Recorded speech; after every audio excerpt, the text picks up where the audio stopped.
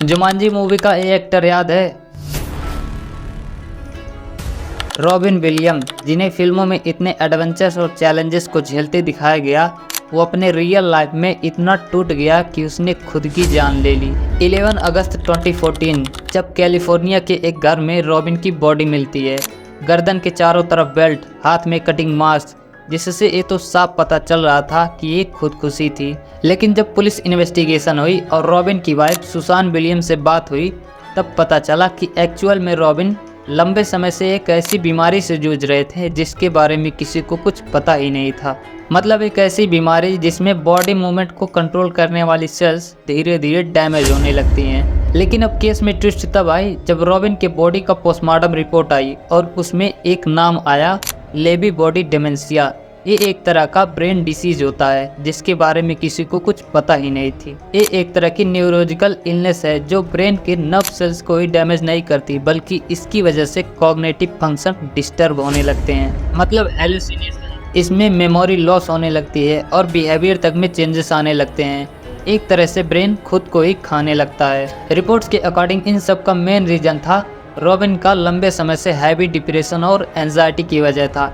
वो कई टाइम से मेंटल इश्यूज से लड़ रहे थे। इन सब का मेन रीजन था ओवरथिंकिंग, जिसमें तुम शांत बैठना चाहते हो लेकिन तुम्हारा दिमाग शांत बैठता ही नहीं। एक थॉट आता है, फिर दूसरा, फिर तीसरा, और बिना वजह स्ट्रेस शुरू हो जाती है। अगर तुम ओवरथिंकिंग से परेशान हो तो इस वीडियो के लास्ट तक जरूर रुकना, क्योंकि इस वीडियो में मैं तुम्हें ओवरथिंकिंग का फास्ट सॉल्यूशन देने वाला हूँ। ओवरथिंकिंग कोई बीमारी नहीं है, ये एक हैबिट है। तुम्हारे दिमाग का काम है सोचना, लेकिन जब सोच कंट्रोल से बाहर चली जाती है तो वहीं से ओवरथिंकिंग स्टार्ट होती है।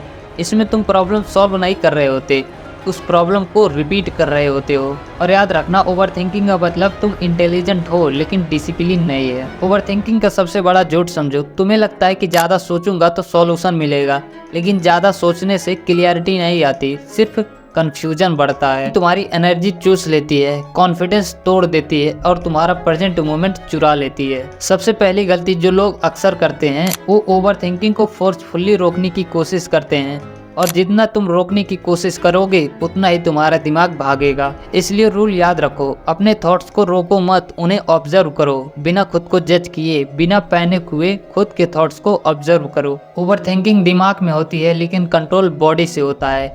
ओवरथिंकिंग जब भी आए तो खड़े हो जाओ, कंधे सीधे रखो और गहरी सांस लो और अपने बॉडी को मूव करो, क्योंकि जब बॉडी मूव करती है तो दिमाग शांत हो जाता है। ओवरथिंकिंग इसलिए नहीं होती क्योंकि तुम वीक हो, ओवरथिंकिंग इसलिए होती है क्योंकि तुम एक्शन से भागते हो, जबकि एक्शन क्लियरिटी लाती है और सोच सिर्फ नॉइस बनाती है। हर थॉट पर एक सवाल पूछो, क्या इस चीज़ का कंट्रोल मेरे हाथ में है? अगर हाँ तो एक छोटा एक्शन डिसाइड करो, और अगर नहीं तो उस थॉट को वहीं पर छोड़ दो।